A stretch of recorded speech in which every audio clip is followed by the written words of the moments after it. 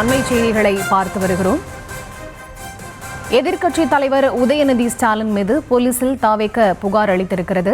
விவரங்களோடு இணைகிறார் எமது செய்தியாளர் ஜெரி. அவரிடம் பேசலாம். வணக்கம் ஜெரி, இந்த புகார் தொடர்பான முழுமையான விவரம்.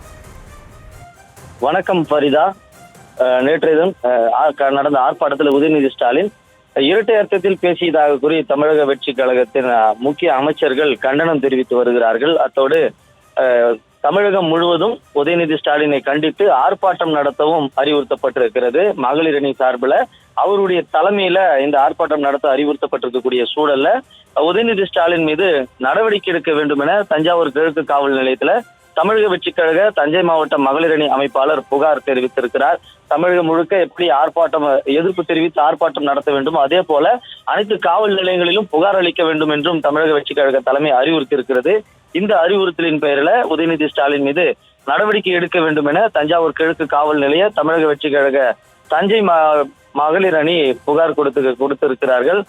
திமுக இளைஞரணி செயலாளரும் எதிர்க்கட்சி தலைவருமான உதயநிதி ஸ்டாலின் தஞ்சாவூரில் நடைபெற்ற நிகழ்ச்சியில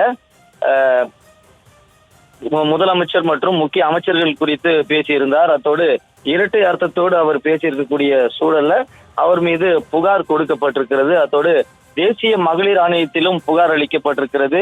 அதே போல உதயநிதி ஸ்டாலின் மீது விளக்கம் கேட்கப்பட வேண்டும் என்றும் பொது மன்னிப்பு அவர் கேட்கப்பட வேண்டும் என்றும் மகளிர் ஆணையத்தை அறிவுறுத்தி தமிழக வெற்றி கழகம் சார்பில் புகார் அளித்திருக்கக்கூடிய சூழல்ல தஞ்சை கிழக்கு காவல் நிலையத்துல தமிழக வெற்றியின் சார்பில் முதல் புகாரும் கொடுக்கப்பட்டிருக்கிறது. அத்தோடு தமிழ்நாடு முழுவதும் அனைத்து மாவட்டங்களிலும் புகார் அளிக்கவும் அறிவுறுத்தப்பட்டிருக்கக்கூடிய சூழல்ல எதிர்க்கட்சி தலைவர் உதயநிதி ஸ்டாலின் மீது முதல் வழக்காக தஞ்சை கிழக்கு காவல் நிலையத்துல மகளிர் அணி சார்பில் வழக்கு பதியப்பட்டிருக்கிறது.